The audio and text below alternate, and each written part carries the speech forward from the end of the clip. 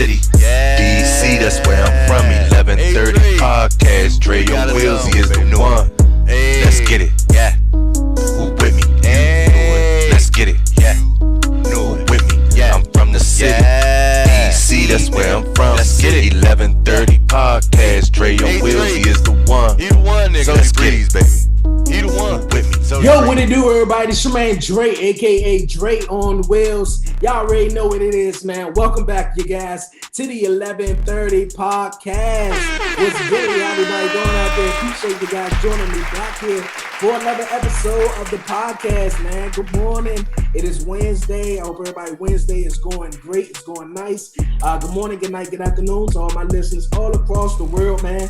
Yo, it's going to be a very, very exciting show. I'm excited, you guys. I got a huge guest, you guys, huge guest up. But before we get to that, you guys, if you're watching on YouTube, I appreciate you guys joining me back. But if you're new to the channel, make sure you hit that subscribe button down below. Yes, subscribe to the 1130 Podcast on YouTube. Like it, leave a comment, and subscribe. Do all that good stuff, man. And don't forget to follow the 1130 Podcast on all social media platforms. But you guys, like I was saying, man, great show lined up for the books, you guys. My guest this week, you guys, man, yo, my guest this week, you guys, if you've been out under the rock, you may not be familiar with her, but if you haven't, so you're going to enjoy this show, you guys. Like I said, my guest, you guys, is the academic advisor, you guys. She's also a founder of her own business, you guys, 10,000 Pencils.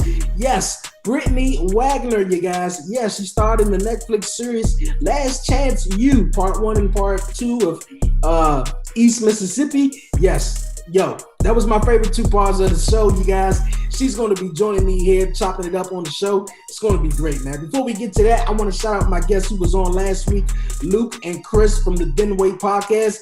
Thank you so much for being on the show. But you guys, like I was saying, Miss Wagner, Miss Brittany Wagner is here with me on the 1130 Podcast. We about to get into all that, man, for real. Miss Wagner, how's it going? It's great. Thank you. Thanks for having me. No problem. How's your day going? How's everything? It's nice. It's sunny out, and I mean, things are opening back up, so I can't complain. Yeah. We're all alive. yeah. Things are starting to open back up. Starting to get to some type of normalcy. Where you from? So I originally am from Mississippi. I lived in Mississippi my whole life, and I live in Birmingham, Alabama now. Oh, okay. How is it How is it out there? We are open. Pretty much everything is open back up. We're no mask mandate. I'm vaccinated, so people that are vaccinated don't have to wear the mask, and it is seeming like normal now, which is nice. Okay, that's good. We all trying to get back to some type of normalcy out there, and a little bit more fun. But once again, Britt Wagner, I appreciate you joining me on the show. Like I said before, we got into the show and before we started, your personality just came across through the screen. I was watching it by myself, thank God, because I started crying on some points because it was just you cared so much. You feel me? You cared so much, and not a lot of people on the show, at least the first two seasons that you were in, cared as much as you did. And I was saying to myself, well, she got to be the balance because the coach was just off the chain, and you had some of the coaches that were on the football field were sort of a balance to Buddy, but you were like the ultimate good person, I guess, to say it.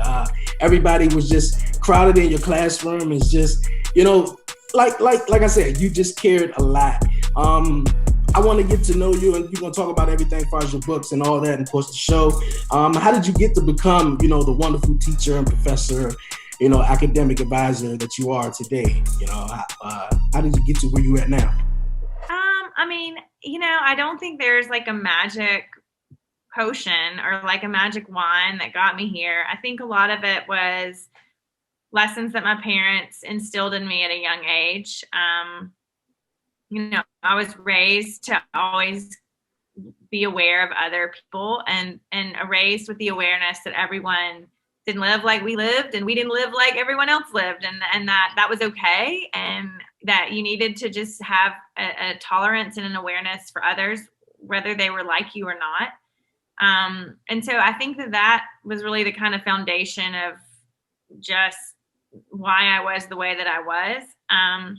As a counselor, I had been a counselor for years before. I had been at East Mississippi for 6 years before Netflix ever started filming, but I had been at previous schools too. And I think I just evolved over time to be the counselor that you saw on the show. I didn't start out day one, at 25 as a counselor. I didn't start out with that mentality and attitude. I think I grew as a person and as a counselor over time to develop into that person. And it was really, ironically enough, it was really the athletes that I worked with that helped me grow as a person and as a counselor. I mean, most people saw the show and, think, wow, you helped all these people. But the reality of that is that they helped me too. I just learned to be a better person through them and listening to their stories and hearing, what they had been through and why they were the way that they were. And it just changed me. I mean, it just made me a better person. And so I think, thankfully enough, Netflix caught maybe my best self, after years of kind of being molded into that because of the athletes that I worked with. Okay, that's real cool because, like I said, you were my favorite person connecting with as far as the show goes. How did they come about? How did Netflix come about filming the show and getting you involved? Because you also said you worked at East Mississippi for some time before that. Yeah, we had I guess the year before Netflix came in to film, we had a quarterback by the name of Chad Kelly, and he's Jim Kelly's nephew. Most people know the name, but he was the quarterback at Clemson and had gotten into some trouble at Clemson, gotten kicked off the team, and he landed at our place. And he kind of had this fame, I guess you could say, because of his situation at Clemson, and then because his uncle was Jim Kelly. And so he was at Scuba. So we started kind of getting a little bit more recognition than we had gotten in the past because we had him on campus. We had also already won 3 national championships. So, I mean, people were interested in our program. But GQ magazine came in and did a feature article on our program and on Chad, and Netflix got wind of that article, saw that article. I mean, and this was years ago. So Netflix wasn't what Netflix is now. I mean, now I don't know that Netflix goes out searching for shows. I think shows kind of land in their lap at this point. But this was the beginning of them being the Netflix that we know. And they were out looking for shows that they could produce as original series. And they saw this article and just said, hey, this could be a TV show. And so they reached out to the school and to myself and Coach Stevens and asked, about doing a documentary series. And it happened super quickly. I mean, we got the call in like March. And by May, we were surrounded by cameras and ready to go. So there wasn't a whole lot of time to, really think it through. To get prepared and stuff. Yeah, it wasn't time to get ready. They were just there. So yeah, it was a quick process. And I don't know that any of us really believed that it would become what it became. I mean, I know I thought nobody would watch that. I thought, who's going to watch this? Wow. Like, it's not going to matter. Nobody's going to watch this show. And I think we all kind of thought that, which I think is why the first 2 seasons are so genuine and so much different than the other seasons that have come out since, is because I don't think any of us thought that anybody would watch it. We just didn't think it would be what it is. And so I think we were real and honest and vulnerable and weren't really that worried about it because we didn't think anybody would see it. Okay. Hey, that was my next question, like that was my next question. What do you think about it? And, did you think it would get, as big as it got? Because the first 2, I still hear things like not too long ago, something came out, like an article came out and the top 10 most binge watched shows on Netflix were listed. And we were in the top 10. And I just thought, I can't even believe we're ranked in any category, but I mean, and we've won awards like, Emmys and Critics' Choice Awards. And I just never in a million years did I think people would take to this show. And And then I would tell myself, well, if people do love it, they'll love it because of the football. So they'll fast forward through their part. You know, they'll watch the football parts and then they'll fast forward when it gets to the lady talking about academics. So I just really thought that I just thought I'll be cut from it. Like nobody's going to care what I do for a living. And I just had no idea. I mean, I had no idea that it would become what it's become. And I really had no idea it would change people's lives the way that it has. I mean, I've gotten thousands of emails from people saying, you know, you inspired me to go back to school, or you inspired me to be a better teacher, to be a better counselor, be a better father, be a better person. I had no idea that it would impact people the way that it has.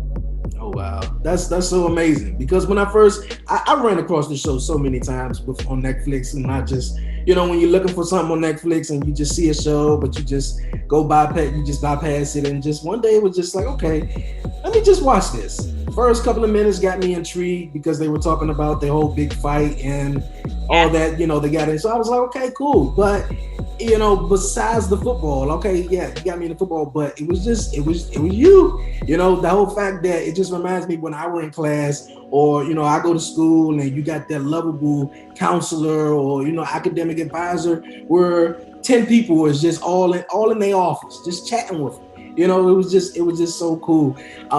But you talk about the show and Last Chance, a couple of things you talk about. One thing you talk about in the beginning of it, in the first part, where you're talking about how you were not happy. Throughout all of this now, are you happy now? Yeah, I think so. You know, I think too that I wasn't choosing to be happy. I don't know that there's like this magic feeling that makes you happy, or like boxes to check that you will all of a sudden. I think if you're waiting for boxes to check to be happy, then you'll probably never be happy. And so I think I just wasn't wise enough to understand that happiness was a choice, and I could just decide that I was going to be content and happy with my life and grateful for it or not. And it was, you know, life was hard. Life's still hard though. I mean, you know, I'm a single mom, and I was a single mom then, and you know, it's a different struggle maybe now, but there's still struggles, and life's hard for everybody. I mean, nobody is life is a cakewalk. And so I just think back then I was overwhelmed and stressed and didn't really know how to just breathe and decide that I was going to be happy, you know? So yeah, okay. But I'm happy. I'm great. That's good. That's good. I had to ask that because you were talking about how you weren't happy, but the most lovable person on the show just wasn't happy. I just had to ask that. Yeah. How was it working at East Mississippi? You know, I'm really grateful for that job and for that opportunity, because I learned more probably in those 8 years than I've learned my entire career. I loved working with college athlete. That's my favorite group that I've ever worked with, the junior college athlete. So I love it. Super grateful for it. It was not an easy job. I mean, it was hard and it was stressful. So scuba, I mean, people, you know it from watching the show, but scuba's 40 miles from really any civilization at all. I mean, there's only 700 people that live there. There's no grocery store. There's nothing in that town. And so you're 40 miles from the nearest grocery store. You're 40 miles from restaurants. You're 40 miles from anything. And so it just, you know, you feel very isolated in that when you're there. You feel like the world fits in this tiny little box of Scuba, Mississippi, and things that I feel like normally wouldn't be a big deal if you're living in a town or a city, are a huge deal just because there's nothing else to focus on. And so everything is blown out of proportion and made to be this huge deal. And it was a stressful job. I was so the show showed me with football, but I had 200 athletes that I was responsible for. I worked with all the sports. So football, men's basketball, women's basketball, baseball, softball, golf. We had rodeo. So I worked with rodeo. And it was stressful because most of our sports were successful, and most of those athletes were trying to go to a 4-year university and play at the next level. And I was the person responsible for helping them get there. And you know, one person to 200 athletes is not a fair ratio. And so it was, I had a lot of work to do. And, that the weight of that was stressful. And also just being a single mom and the commute back and forth and then dealing with the coaches that I had to deal with, it was just not an easy job. I loved it, but I think sometimes I was so stressed and the demand was so high that I didn't have time to stop and realize that I loved it. I just was like putting out the next fire every day, and I didn't have time to think about the fact that I was grateful to be there. Okay. You also said the fact that, you didn't know the show was going to blow up or anything was going to be as big as it was. Did you ever get any recognition, though, from being an athletic advisor? Yeah, I did. Before the show, I got there's awards, that you get, and I received some awards and was, chair of committees for the N4A, which is our advisors association. I mean, I was very, very involved with them, and I was pretty well known within our community of athletic academic counselors. I was pretty well known within that circle and appreciated by people that knew what a tough job I had. I just think that the rest, my friends, family, the rest of the world, I mean, they just had no idea what I really did for a living until the show came out. I mean, it's just hard to explain. You can't imagine what that means when you're trying to explain what an athletic academic counselor is. It's hard to explain, and you can't, you don't really know until you see it. Yeah. So I think until the show came out, just my circle of people had no idea really what I did until they saw it on TV. That's awesome. That's awesome. Yeah. Yeah. When it came out, what did you thought about it? What did you think about it when you first saw it? I loved it. It's weird to watch yourself and then the people that you were with every day. It's weird to watch that on TV. It's weird to see when you've lived it. It's weird to see like how it is edited, and put on a TV. That's odd and strange because I would watch it and then I could remember, exactly how it happened. And they didn't change really the content of what was happening, but there were definitely edits where I would know like, okay, that didn't happen on the same day, and they made it kind of seem like it did, or but it's hard to kind of watch it back. The thing that I thought was interesting about watching it was, I was never in like the locker room. I mean, I was on the sideline during games, but I was never in the locker room at halftime or at the end of the game or in the meetings with coaches really. So I don't know that I knew the level at which, the way in which I guess the guys were treated. I knew that Buddy was tough and hard, and I would hear stories from the guys about things that had happened, but I sometimes you're like, well, there's two sides to every story, so I don't know.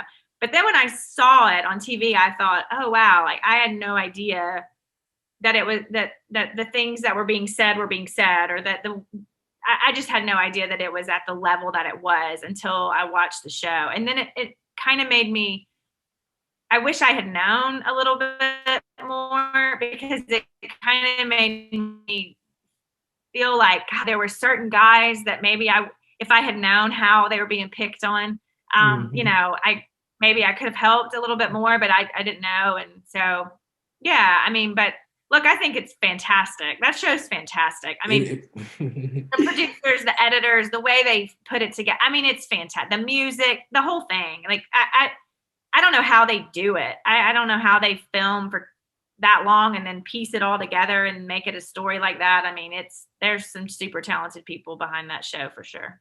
Yeah, gotta be some super talented people behind them. What was your relationship with you and Buddy, Coach Buddy?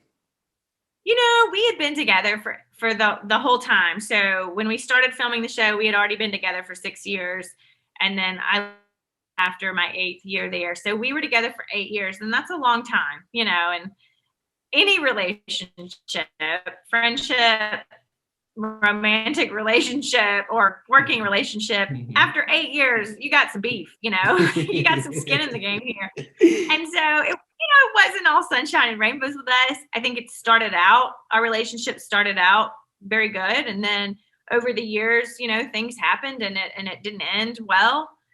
I made a decision, I don't know, maybe a year before we started filming the show, just to kind of not focus on him so much. I was really letting him get to me. And I just made the decision that I was just going to kind of worry about what I could control and worry about working with the guys and not really worry about him. And so I didn't communicate with him a lot at all. I went through the assistant coaches and I just didn't really communicate with him. And it kind of made my life less stressful to just not have to deal with him, honestly. And I hate that. I wish that it hadn't gotten to that point, but that was just what worked best for me at that moment, was just to try to avoid him. Hey, I understand. Like I said on the show, he came across a little tough, and I know that's probably what drew a lot of people in. Maybe on the first episode, that he was a very, very tough coach. With the guys and stuff like that. But that was one thing I didn't see in the show a lot too. That you interact with the coach also. But what would you thought about the other series or the other Last Chance U's following that? It took me a while to watch them.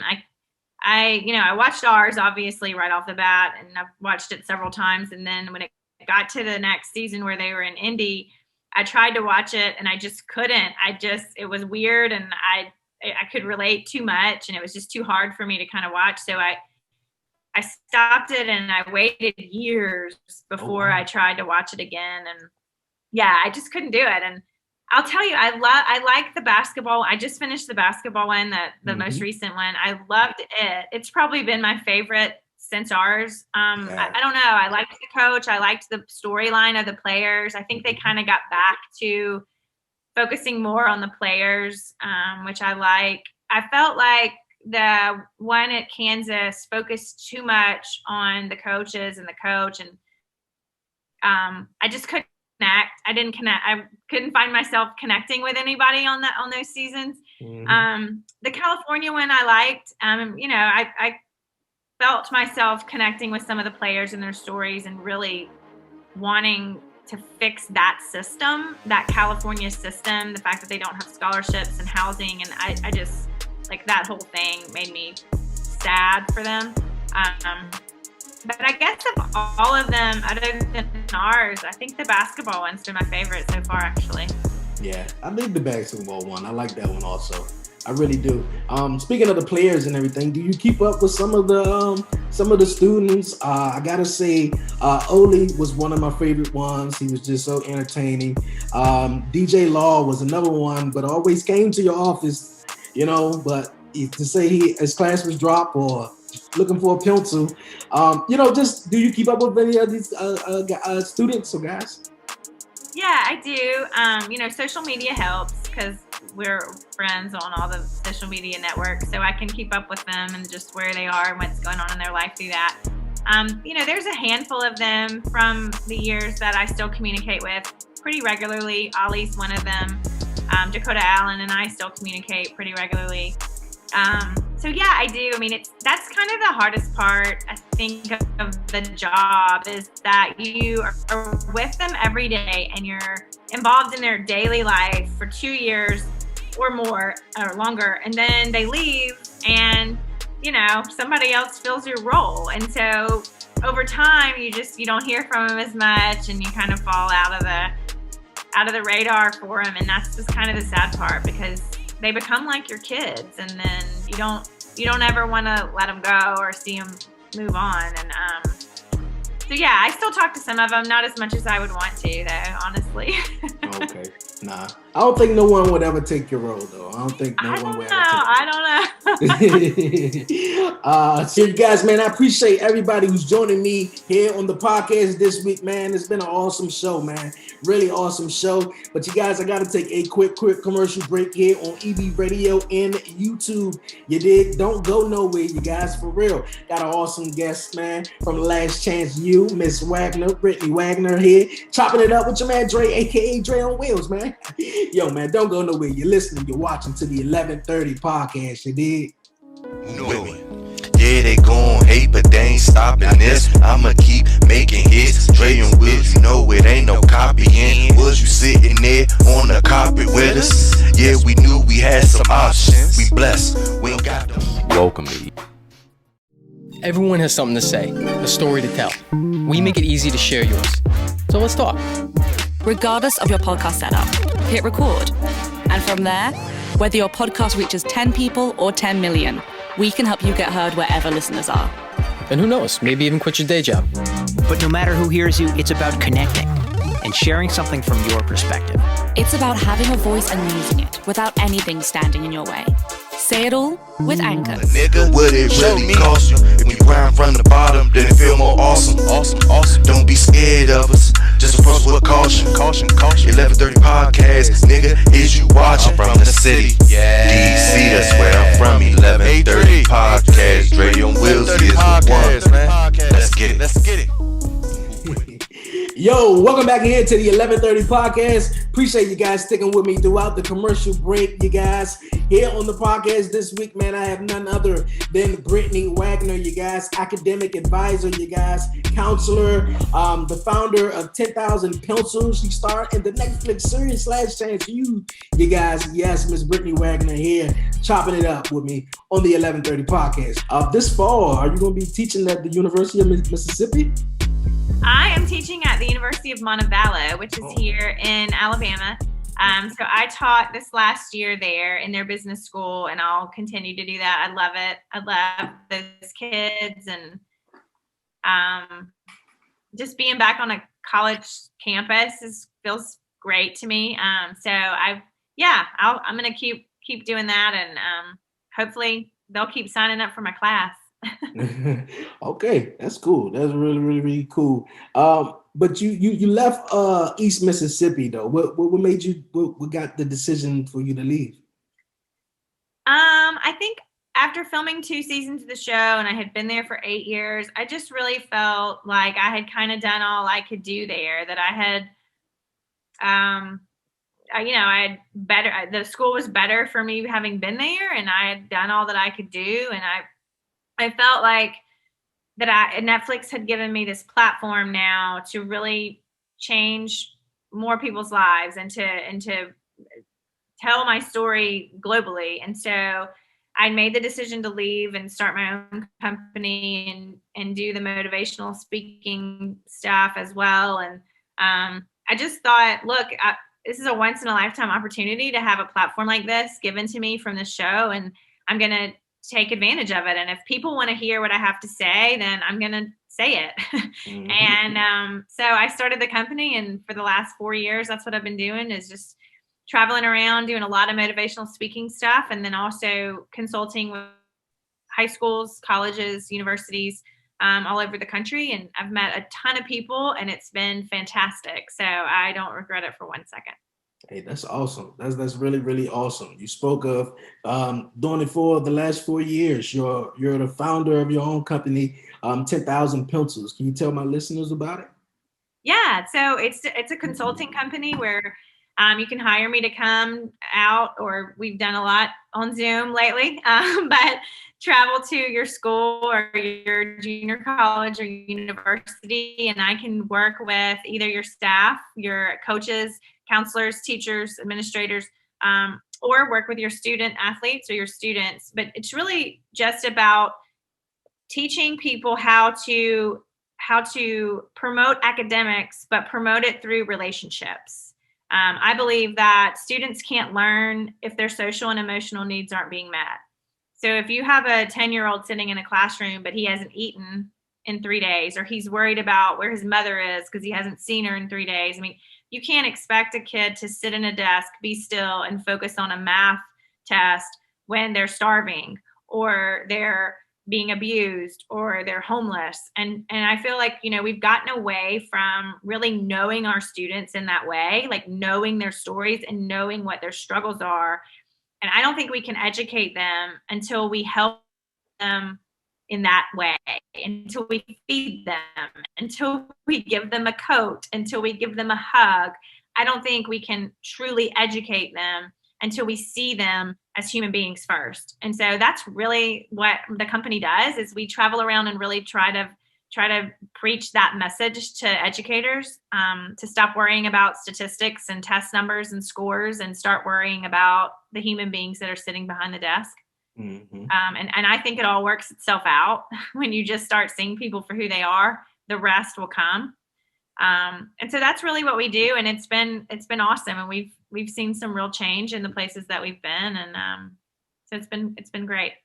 Hey, that's what's up. That's what's up. We need more teachers like you. I noticed your catchphrase. Once I went on the website and did my research, I was like, I noticed the catchphrase. You got a pencil. So that's really awesome. And of course, we all go through mental stuff, mentally, and we need to be right first before we go in the classroom. And with a lot of the students that you had, they were in mentally sort of right because all they wanted to do was play football. And a lot of the stuff that were back home wasn't right. They maybe lived in, bad neighborhoods or something like that, or they didn't, had too much to go back onto. They just wanted to play football. What advice would you give to those who are struggling academically but just, want to do something that they love?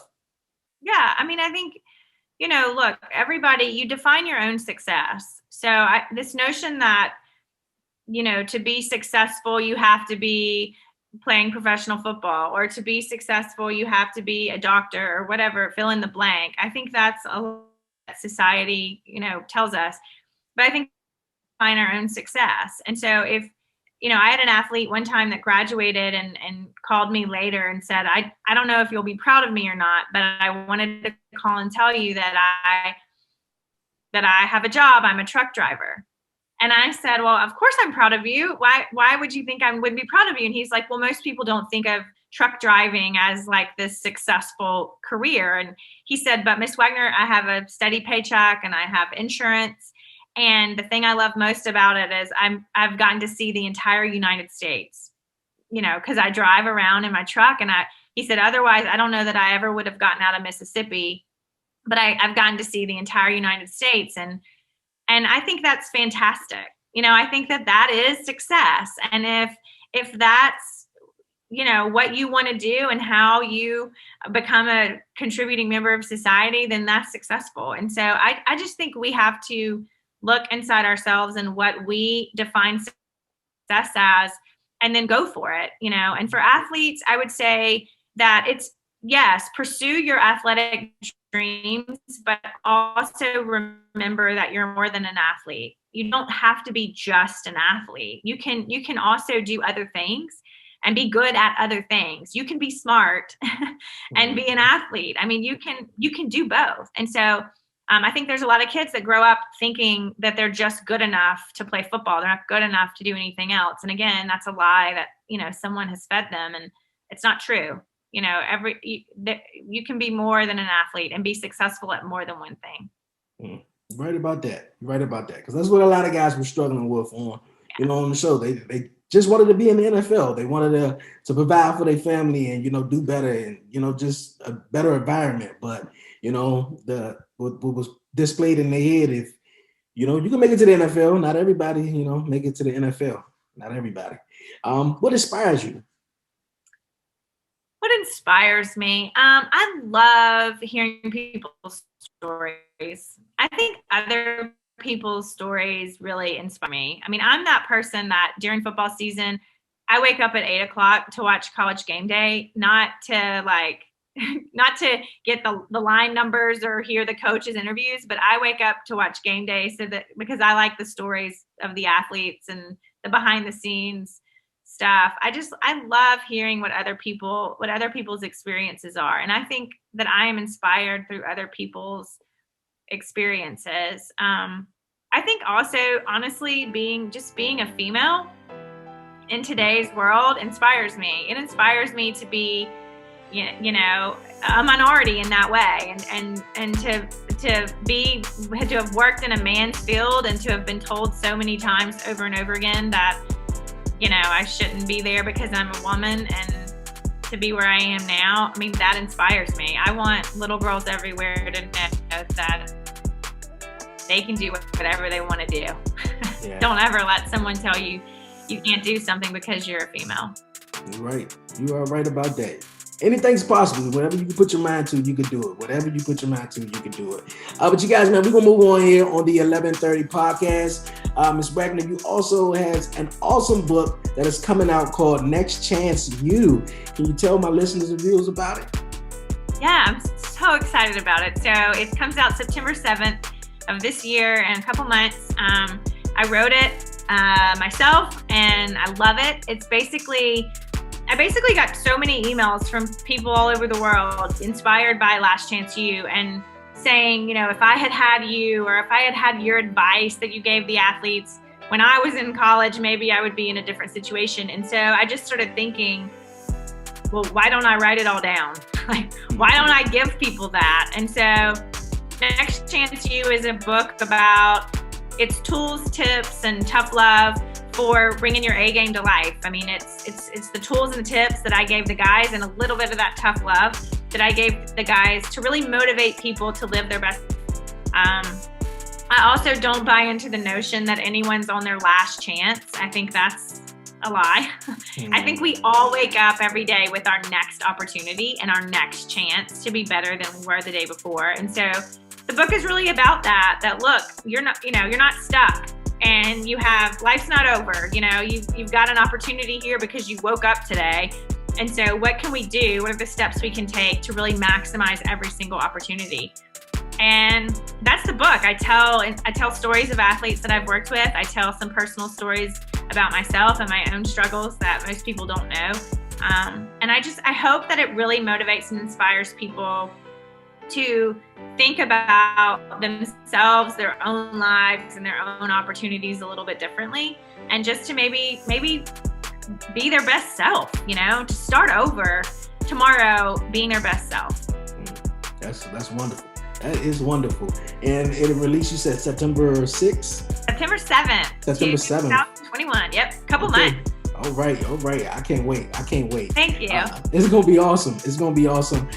Ms. Wagner, I appreciate you joining me here on the 1130 podcast this week. It was an awesome time chatting with you and just to get to know you because, like I said, you were one of my favorite characters, one of my favorite persons from the show, so it was really awesome. But before we go, you guys, it's time for the 1130 podcast hot seat, you guys. Yes, Ms. Wagner, I got 6 questions for you. I'm going to ask them, and yeah, ready? All right. Would you ever consider being a head coach? No. No? Don't want to coach? Okay. Don't want to do it. Okay. If you could create a show, what would it be? What would it be named and be about? If I could create a show, I want to do a documentary about education in this country. And I want to show how unequalized it is based on socioeconomic status. So you've got communities that have money that get a certain type of education, and then communities that maybe have less money that get a totally different type of education, and they may only live 5 miles apart from each other. And so you've got an entire group of people or class of people that are not getting the same opportunity as others just simply because of the school that they are forced to go to. And I think that is a tragedy. So I would love to do a documentary about that and show the rest of the country the problems that we have in education. Okay, that's good. That's real good. What are some pros and cons working at the community college that you're trying to help students that's just there for sports? Pros and cons. I mean, I think community college is a great place for athletes. I think athletes that don't get recruited out of high school, it's a great stepping stone for them to maybe get noticed and get the look to go to a 4-year. I think it's cheaper than a university. So if you don't know what you want to major in and you don't really know what you want to do with your life, it's a great place to start and get your core classes out of the way at a cheaper cost before you pack up and pay all this money to go to a university. Usually it's smaller and class sizes are smaller, and so you get more one-on-one attention than you would at a 4-year university. I think there's a lot of pros. The cons, usually community colleges are located, especially in the South, community colleges are located in super small towns. and they're in very rural areas where there's nothing to do. So maybe it could be a little bit boring. The other con I kind of think is that it's only 2 years. And so, you go and you get acquainted and you get adjusted and you get your friend group, and then it's time to go. And then, you go on and you've got to do it all over again at the next level. And I think that can be tough and stressful. But overall, there's more pros than cons, I think, to the junior college for sure. Okay. Cool. What motivates you? Motivates me. I think some of what motivates me is just that I've been given this life. Like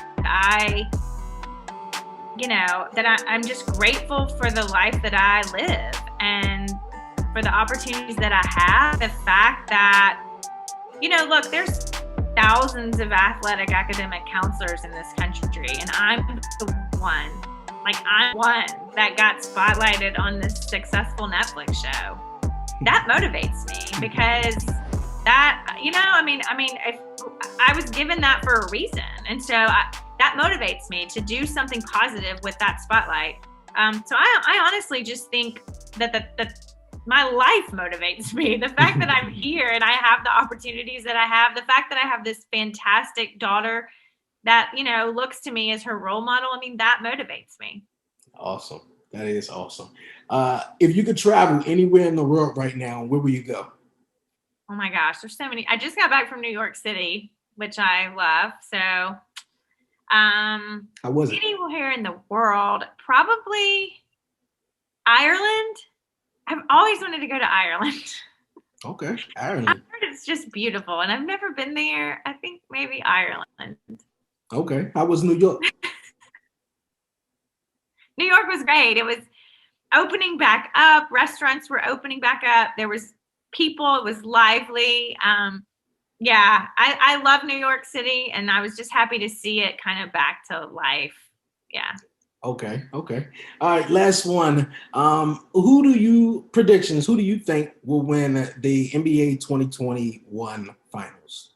Oh my gosh. Okay. I don't even know who's playing in the I don't watch NBA basketball. So I have no idea. I'm a huge college basketball fan, and then obviously football.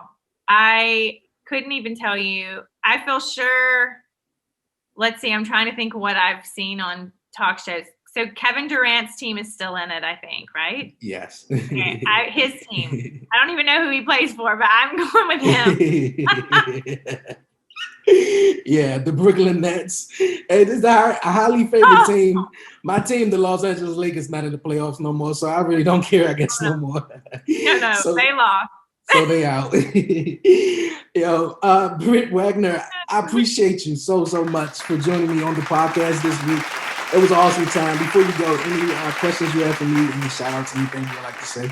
No, I think I'm good. Look, you can pre-order my book now on Amazon, Barnes & Noble, Books A Million, any book website. You can pre-order it now or buy it September 7th. My website's BrittanyWagner.com to hire me. And thanks for having me on. No problem. It was an awesome time chatting with you. Thank you so much. Stay safe. Keep doing your thing, you guys. The new book, Next Chance You, is available September 7th for you guys. Thank you, Brittany Wagner. Thank you for coming on the show. Appreciate it. Thank you so much. No problem. Brittany Wagner, I appreciate you joining me this week on the 1130 podcast. It was an awesome time having you on. One of my biggest guests to date. Man, it was really awesome, you guys. If you haven't seen the Netflix series Last Chance You guys, go check it out, man. Go check it out. Go check out the basketball one, and definitely check out the football one. East Mississippi, part 1 and part 2. Brittany Wagner stars in it with a bunch of other entertaining people. It's a documentary, and it was real. That's how I look at it. It was just real. It was raw. It was just everything. And I just loved how Brittany Wagner just cared. She just cared a lot. When DJ was just like, you know what, man, I'm gone. I'm getting up out of here, bro. Like, all I want to do is play football, but I got to go to class. I got to go to school. I don't have a book or pencil. You feel me? But I'm going to leave and go home. Like, it was just everything, man. From Oli, Oli, I hope I'm saying his name right. He was just I dig my man. I dig everything about it. You know, it was awesome. Go check it out, you guys. And also September 7th, you guys, Next Chance You, Miss Wagner book is dropping, you guys. So you make sure you go pre-order that. For real, I'm going to drop the link in the description, you guys, so you can go check it out. And also her website, visit BrittanyWagner.com, you guys, so you can find some more information out about Brittany Wagner. Or if you want to book her, you guys, to come to your local school to talk to you guys, man. For real, it was an awesome time sitting and just, you know, having the opportunity to chat with Brittany Wagner here on the 1130 podcast, man. This was an episode, man, oh man. Oh, man. But before I go, you guys, man, before I do, don't forget to follow the 1130 podcast, you guys, on all social media platforms. Follow me on Twitter at Dre on Wheels. Follow me on Instagram at the 1130 podcast. Like the 1130 podcast on Facebook. Subscribe. Yes, subscribe to the 1130 podcast on YouTube. You dig?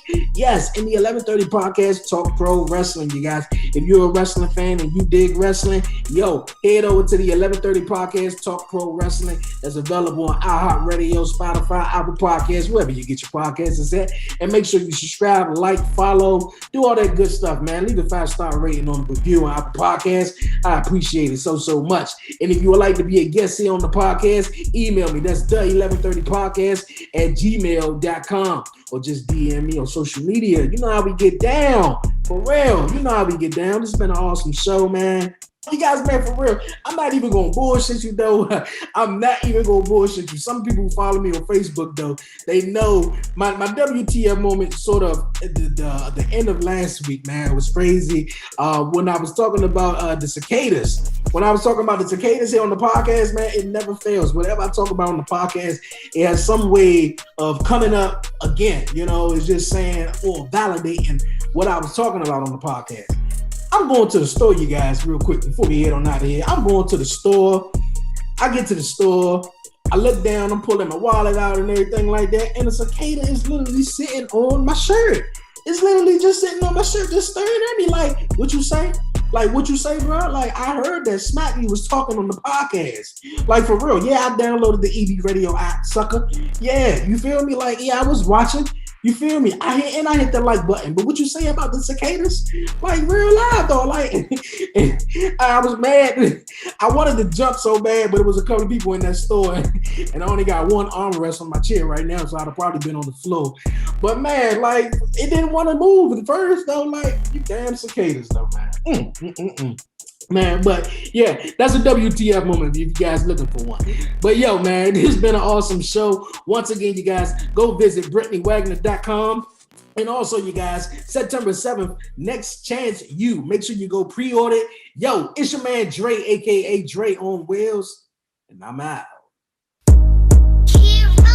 I'm from the city, DC, that's where I'm from. 1130 podcast, Dre on Wheels, he is the new one. Let's get it, yeah. Who with me? Let's get it, yeah. Who with me? Yeah. I'm from the city, DC, that's where I'm from. Let's get it. 1130 podcast, Dre on Wheels, he is the one. He the one, nigga. So let's get it, baby. He the one. Who with me? So yeah. Breeze, baby.